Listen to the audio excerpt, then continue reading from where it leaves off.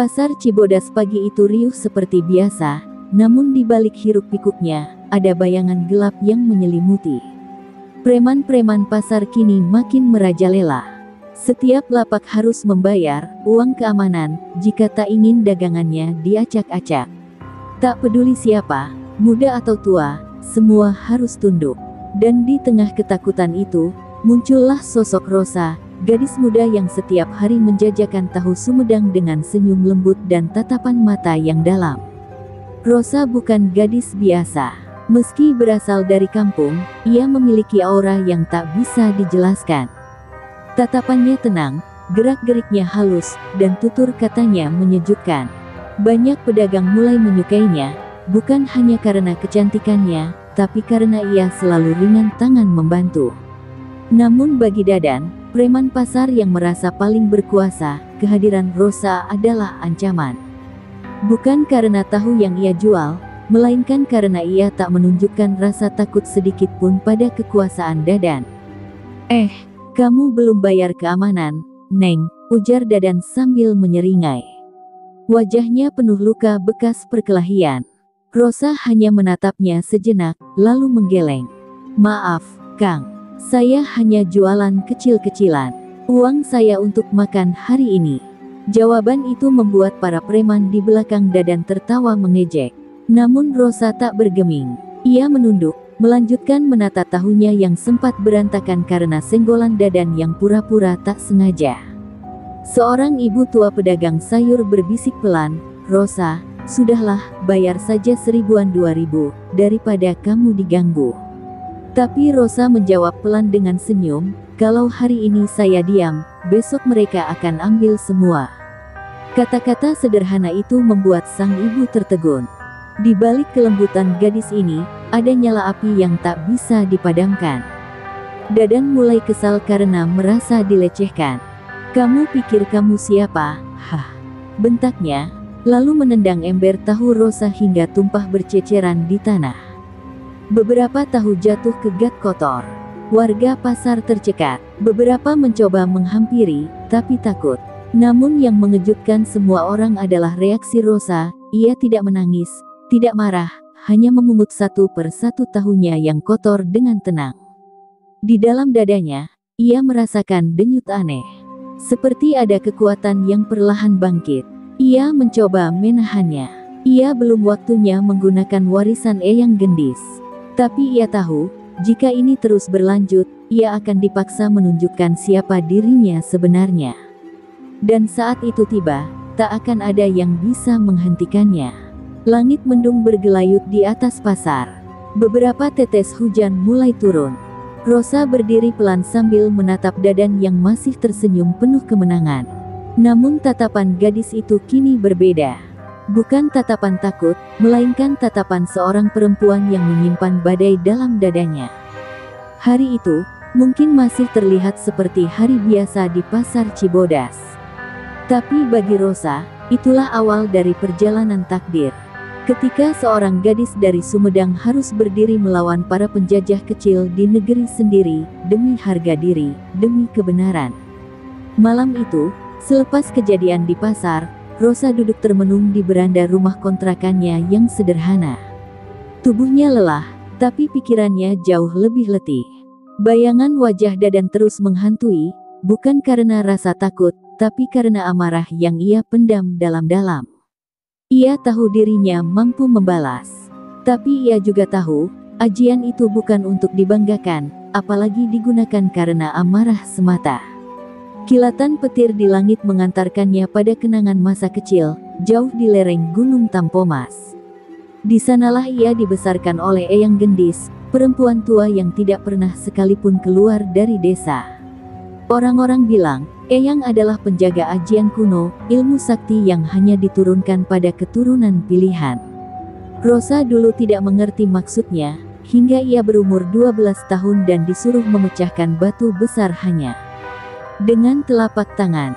"Rosa, ajian ini bukan untuk menindas," suara Eyang Gendis menggema dalam ingatannya. "Rengkah gunung akan merespon isi hatimu.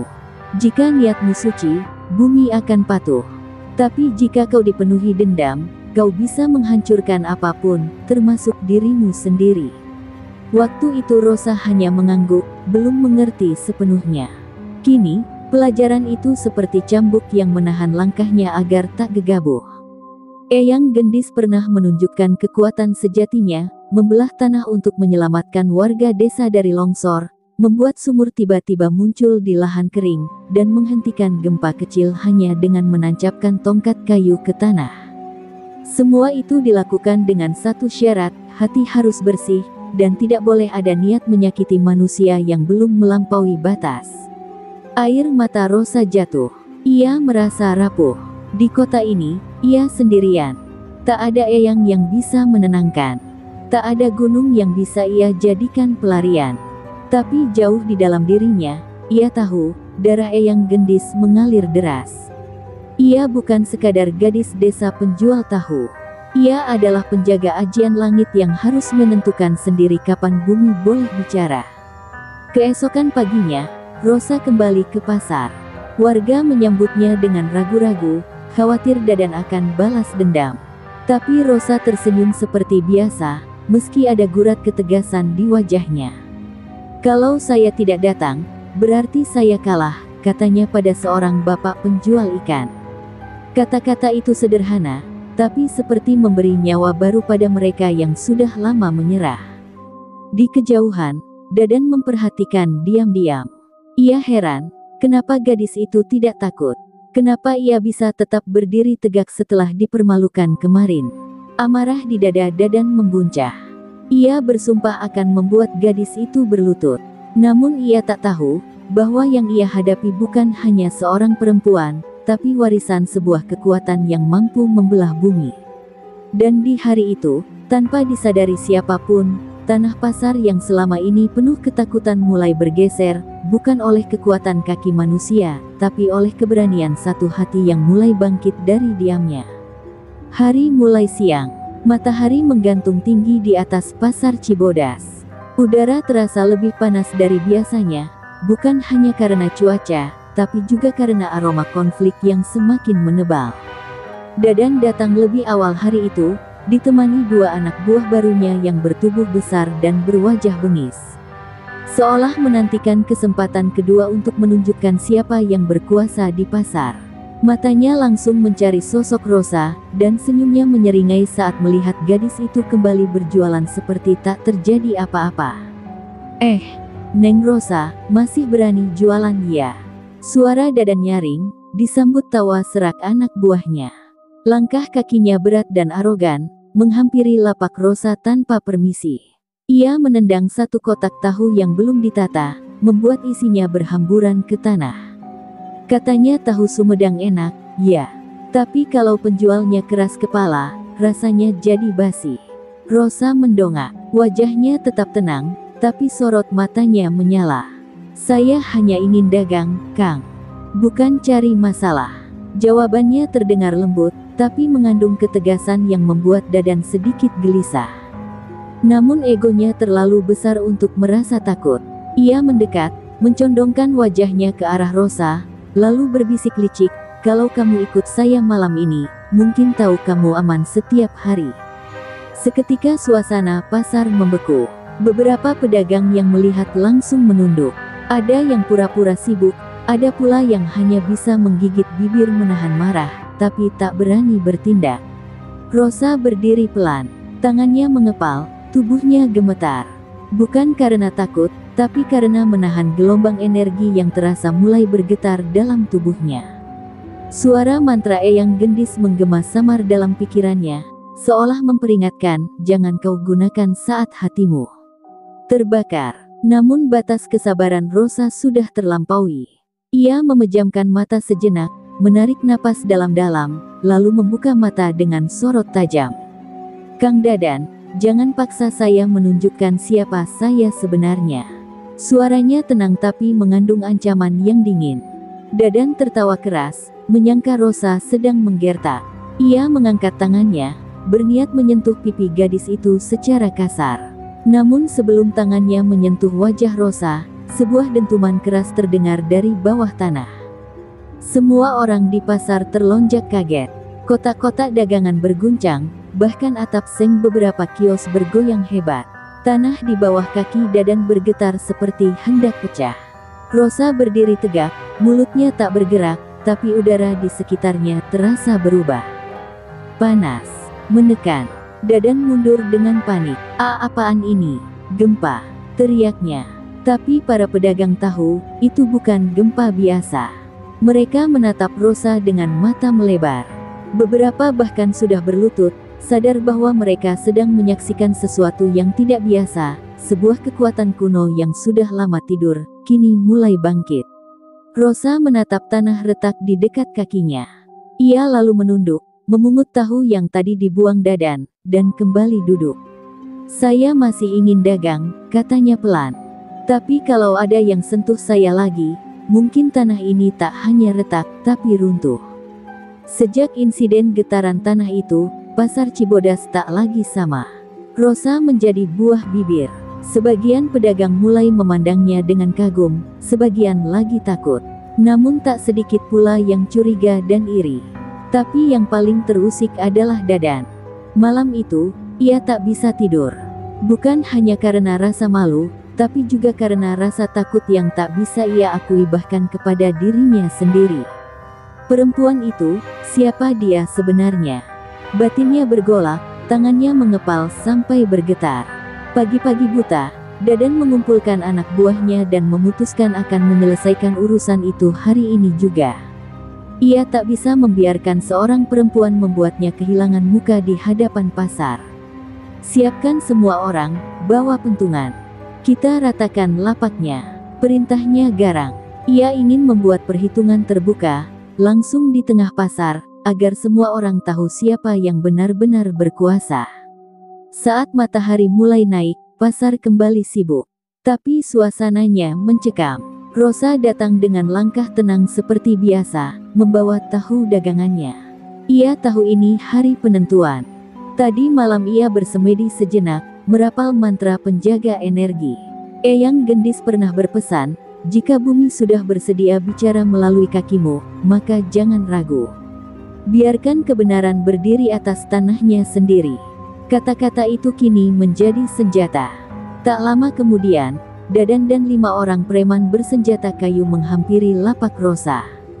Pedagang lain mulai menjauh, membiarkan ruang kosong seolah pasar terbagi 2 kubu, yang berani berdiri, dan yang memilih menyaksikan dari jauh. Sekarang kamu tunduk, atau kami hancurkan semuanya. Teriak Dadan sambil mengangkat pentungannya. Rosa berdiri, tanpa satupun kata keluar dari mulutnya. Ia hanya memejamkan mata, lalu menginjak tanah dengan perlahan.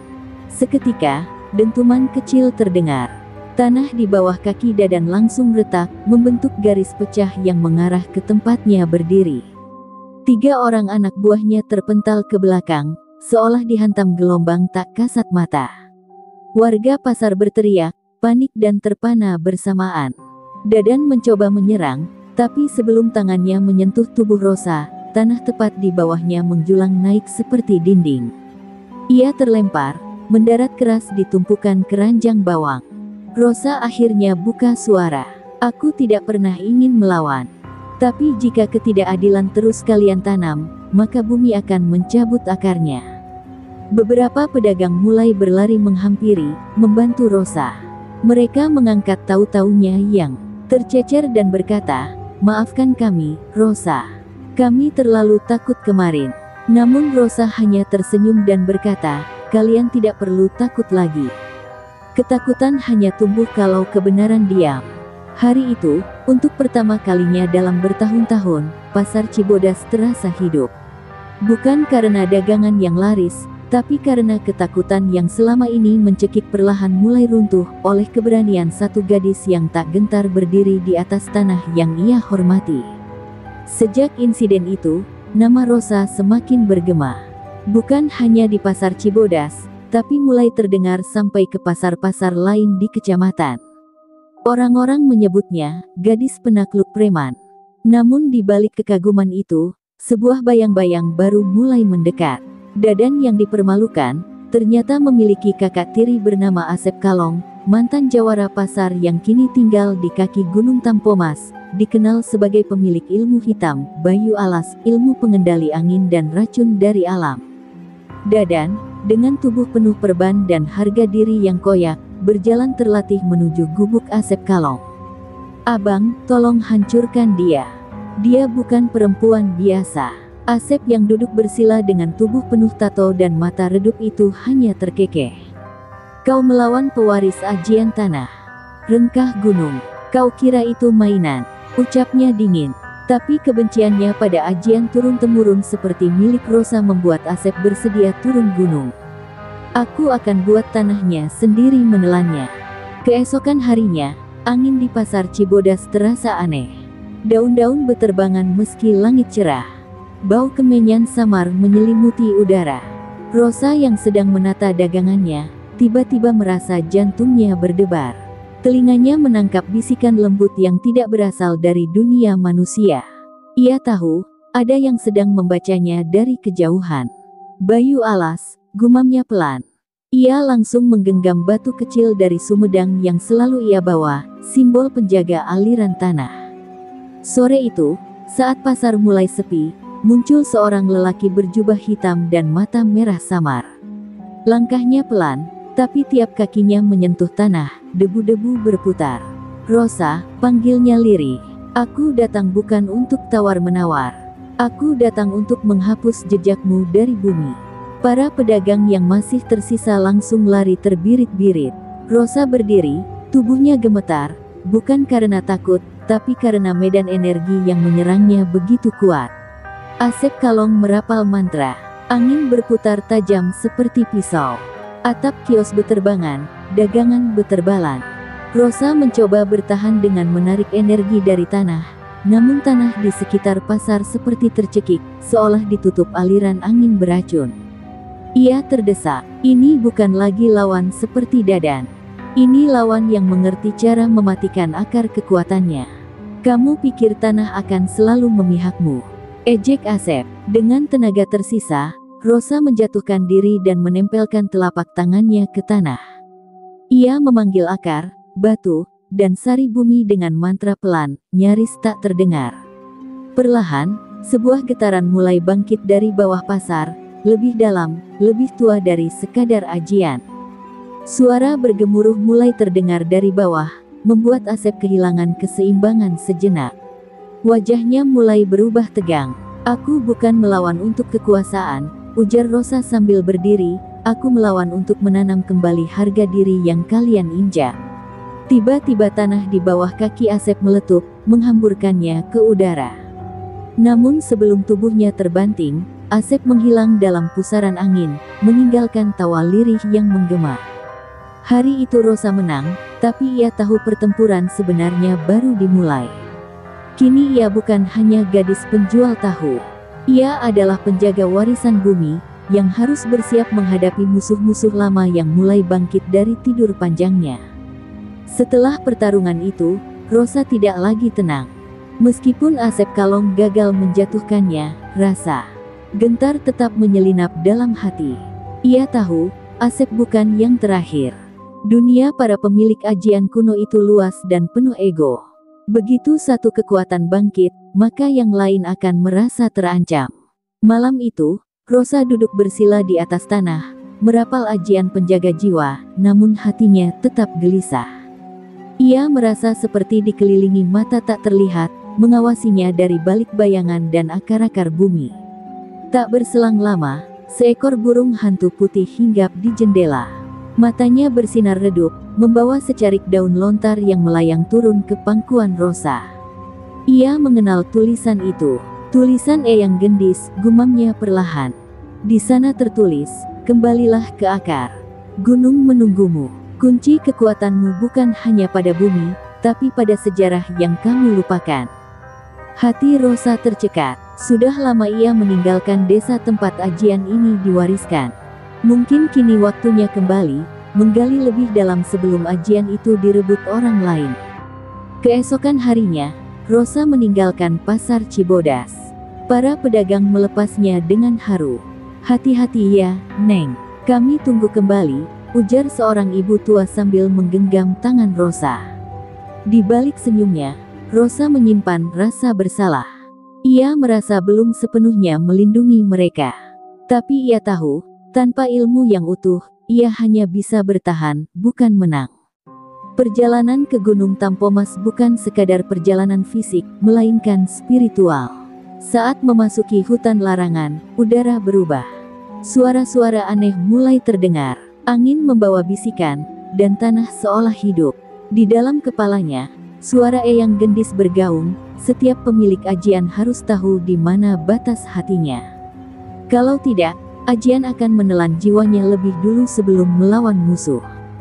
Di kaki gunung, ia mendapati gubuk tua tempat eyang gendis dulu bersemedi. Tapi kini ada sosok lain di sana, seorang pria tua berjanggut panjang, mengenakan jubah tanah. Kau akhirnya datang juga, Rosa, ucapnya, tanpa perlu bertanya siapa dia. Aku kawan lamanya gendis. Namaku Ki Panggung Jagat. Pria itu lalu berkata lirih, ajianmu telah dibuka separuh, tapi kekuatan penuhnya masih terkunci dalam nadi leluhurmu. Dan musuh yang sebenarnya, akan segera datang. Rosa mengernyit. Musuh yang sebenarnya. Ki Panggung mengangguk perlahan. Asep Kalong hanyalah penjaga pintu. Ada yang lebih dalam, lebih tua, yang membenci cahaya rengkah gunung. Dan ia sedang bangkit. Kau harus bersatu dengan tanah leluhurmu sepenuhnya. Karena bila tidak, bumi akan retak bukan olehmu, tapi oleh mereka yang ingin menjadikannya senjata. Sambil menatap matahari terbenam dari lereng gunung, Rosa merasakan ketakutan baru, bukan karena kekuatan musuh, tapi karena belum siap menerima seluruh takdirnya. Tapi ia tahu, satu-satunya jalan adalah maju. Karena kekuatan yang diwariskan padanya, bukan sekadar untuk menjaga pasar, tapi untuk menjaga keseimbangan antara bumi, langit, dan darah manusia. Malam itu di lereng Gunung Tampomas, langit mendung tanpa hujan. Ki Panggung Jagat duduk bersila, sementara Rosa berdiri di hadapannya. Tubuhnya bergetar bukan karena takut, tapi karena energi bumi yang mulai menyatu dalam nadinya. Ia baru saja menyelesaikan ritual pembersihan diri. Tubuhnya kini menjadi perantara sepenuhnya antara manusia dan alam. Tiba-tiba, langit memerah, sebuah pertanda bahwa segel lama telah pecah. Dia datang, gumam Ki Panggung, menatap jauh ke arah barat. Dari kejauhan, angin kencang menyapu hutan. Awan bergulung seperti ombak raksasa. Tanah di sekitar berdenyut pelan. Sosok tinggi berjubah abu-abu muncul dari balik kabut, berdiri di atas batu besar. Wajahnya ditutupi topeng tanah liat yang retak. Namaku Ki Janggala, pemilik ajian tanah bayangan. Aku datang menuntut balas atas ajianmu yang menumbuhkan kehidupan, sementara ajian kami dituduh merusak. Suaranya dalam, menggema di sela pepohonan. Rosa berdiri, menatapnya penuh tekad. Ajian bukan tentang kehancuran atau kekuasaan, tapi tentang keharmonisan. Jika tanahmu mati, itu karena kau menolaknya bernapas. Ki Janggala tertawa, dan dengan satu hentakan tongkatnya, bumi bergetar hebat. Pohon-pohon tumbang, binatang lari, dan dari dalam tanah muncul sosok-sosok hitam berwujud bayangan manusia. Mereka adalah para penjaga tanah gelap, makhluk tanpa suara dan tanpa jiwa. Ki Panggung memberi isyarat, sekarang, buka rengkah gunung sepenuhnya. Rosa menutup mata, lalu merentangkan tangannya ke tanah. Tubuhnya mulai bercahaya samar keemasan. Retakan tanah muncul, namun kali ini bukan karena kemarahan, melainkan karena kehidupan yang membelah batu. Akar-akar keluar dari retakan, membelit bayangan-bayangan Ki Janggala dan menumbuhkan bunga-bunga putih di tubuh mereka. Jeritan mereka tak terdengar, tapi tanah bergemuruh seolah ikut mengusir mereka. Ki Janggala menyerang, melempar gelombang energi hitam ke arah Rosa. Tapi Rosa tidak mundur. Ia berdiri, lalu menjejakkan kaki ke tanah keras. Dengan nama leluhurku, Sumedang Larang, dan atas restu bumi, aku kembalikanmu ke asalmu. Teriaknya. Seketika, tanah membuka lebar di bawah kaki Ki Janggala, dan dari dalam keluar cahaya putih bersih yang menelannya bulat-bulat. Suara jeritannya menggetarkan udara, lalu hening. Semua tenang, angin berhenti, kabut hilang, burung-burung kembali bernyanyi. Ki Panggung tersenyum tipis. Kau telah menyatukan ajian dengan jiwamu, Rosa. Sekarang, kau bukan sekadar pewaris. Kau adalah penjaga. Rosa menunduk, tubuhnya letih, tapi hatinya penuh damai. Ia tahu, perjalanannya belum selesai, tapi pertarungan terbesarnya telah ia menangkan. Beberapa hari kemudian, Rosa kembali ke pasar Cibodas. Tak ada yang berubah, tapi semua terasa baru. Para pedagang menyambutnya hangat. Anak-anak berlarian menyebut namanya. Ia kembali menjual tahu, tapi kini bukan hanya sebagai pedagang, melainkan sebagai pelindung tak terlihat. Dan tanah tempatnya berdiri, akan selalu berpihak padanya. Sebab ajian Rengkah Gunung bukan hanya tentang meretakkan bumi, tetapi juga tentang menyatukannya kembali, agar manusia ingat bahwa tanah yang diinjaknya adalah ibu dari segalanya.